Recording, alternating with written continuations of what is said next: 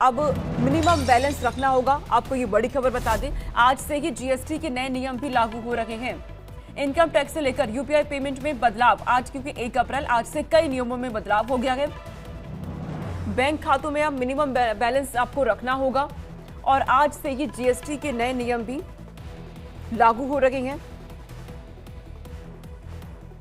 तो जाहिर सी बात है, जिससे कई बदलाव अब सामने आम लोगों के, आम जनता के।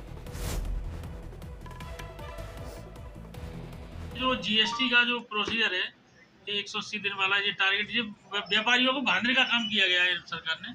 जबकि ये होना चाहिए कि जैसे व्यापारी इनकम करता है उस हिसाब से टैक्स देना चाहिए उसको। इनकम के साथ साथ इसको 180 दिन का जो टारगेट जो बनाया है गवर्नमेंट ने, ये व्यापारियों के खिलाफ बनाया है।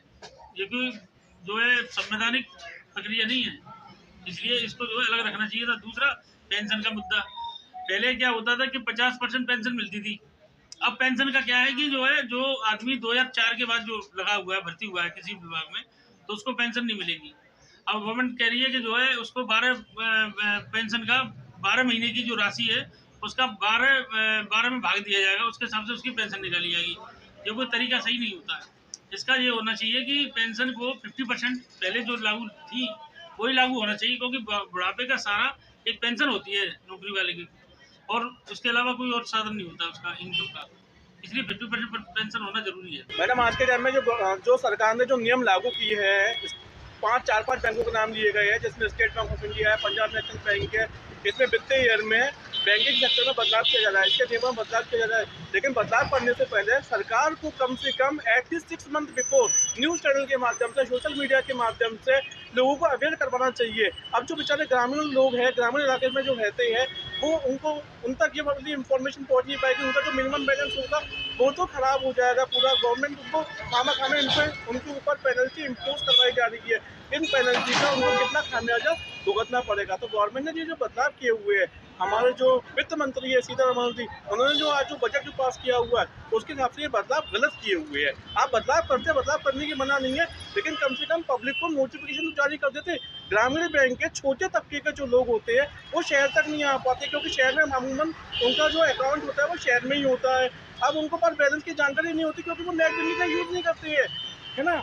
जब नेट बैंकिंग का यूज़ नहीं करते तो जो उनका जो मिनिमम बैलेंस है वो भी डिडक्ट हो जाएगा, जिसकी वजह से पता नहीं हजारों की तादाद में, करोड़ों की तादाद में ऐसे ग्रामीण लोग होंगे जिनका लॉस बहुत ज़्यादा हो। ये है कि जो ये टैक्स प्रणाली शुरू की गई है, इससे आम जनता को या बेरोजगार या कम इनकम वालों को कोई भी फायदा नहीं हो रहा है। ये उन लोगों को फायदा हो रहा है जो ऑलरेडी पहले से ही संपन्न है, जो लोग सर्विस करके बड़ी बड़ी मोटी मोटी तनख्वाह लेते हैं, जो अपने आप अपना जीवन सही से काट रहे हैं, उन लोगों के लिए तो राहत है इसमें। लेकिन इसके लिए आम जनता के लिए कोई भी राहत नहीं है, उसका कोई भी मतलब नहीं निकल रहा है। खाली व्यक्ति को बांधने का मतलब है, न कि उसके संग न्याय करने का मतलब। पूर्ण प्रक्रिया पहली प्रक्रिया से अच्छी नहीं है, ये मानना है मेरा। हर देश के हर नागरिक का यही लगेगा कि पुरानी प्रक्रिया से अच्छी प्रक्रिया नहीं हुई। ऐसा नहीं लग रहा है इस प्रक्रिया में टैक्स में कोई सुधार हुआ है।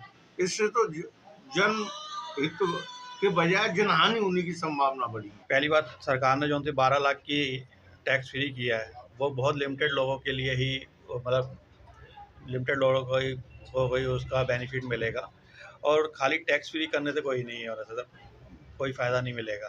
क्योंकि अगर 12 लाख से किसी की 1 रुपया भी इनकम ज़्यादा है तो स्लैब फिर शुरू से वही है पुराना वाला। तो ये सिर्फ खाली धोखा है। और अगर कोई नंबर इनएक्टिव होगा तो यूपीआई बंद होगा, तो फिर ये है कि काफ़ी प्रॉब्लम आ जाएगी। उससे पर्सन बंदे का जो भी अमाउंट होगा, या वो अपना नंबर एक्टिव करके दोबारा यूज करना चाहेगा तो नहीं कर पाएगा। क्रेडिट कार्ड रिवार्ड ये एक तरह से ललचाने वाली है कि ऑफ़र आएंगे उसमें तो आदमी यूज करेगा। और क्रेडिट कार्ड तो एक तरह से जाल है।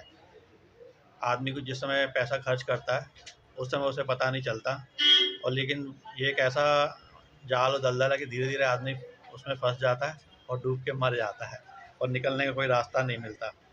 बहुत ही कम लोग हैं जो इसमें से कर्जे के जाल में से निकल पाते हैं। पेंशन ये है कि पेंशन जो सी योजना पहले सरकार ने शुरू की थी वो बुढ़ापे का सहारा होता है। बुढ़ापे में बच्चे वगैरह कोई साथ नहीं देता, एक पेंशन ही होता है जिसके सारे आदमी अपना जीवन यापन करता है। अब पेंशन नहीं होगी तो बुजुर्गों का क्या होगा। और पेंशन जो सा पेंशन मैन बंद करने का मेन रीज़न ये है कि इंटरनेशनल कंपनियां इंडिया में आ गई है, उन्होंने अपनी बैग्स वगैरह अटैची वगैरह दे के, आप सब लोग जानते ही हो, तो पेंशन ख़त्म कर दी है। अब आदमी अपने बुढ़ापे का सारा वहाँ पे इंश्योरेंस वगैरह कराएगा। आजकल बैंकों में भी जाओ तो पहले इंश्योरेंस का कंपेयर ज़्यादा करते हैं, प्रेशर ज़्यादा करते हैं, काम कम करते हैं। हम लोग इंटरनेशनल बिजनेस करते हैं, वहाँ पे डॉक्यूमेंटेशन इतना ईजी है कि ऑनलाइन हम अपना डॉक्यूमेंट मतलब कुछ भी बना लेते हैं, फर्म खोल लेते हैं ऑनलाइन।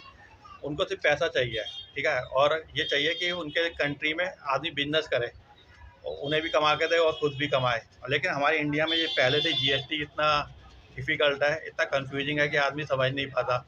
और ऊपर से अब ये एमएफए जुड़ी कर रहे हैं, इतने सारे डॉक्यूमेंट्स लगाने पड़ेंगे, और माल लाने ले जाने के लिए ई-वे बिल में इतनी दिक्कत करेंगे तो व्यापार तो सारी बंद हो जाएंगे। पहले ही इंडिया व्यापार में पीछे है, 2010 के बाद चाइना हमसे 10 गुना आगे जा चुका है और इंडिया उसके आगे कुछ नहीं है। और अब खबर यूपी से सामने आ रही है। यूपी की गोंडा में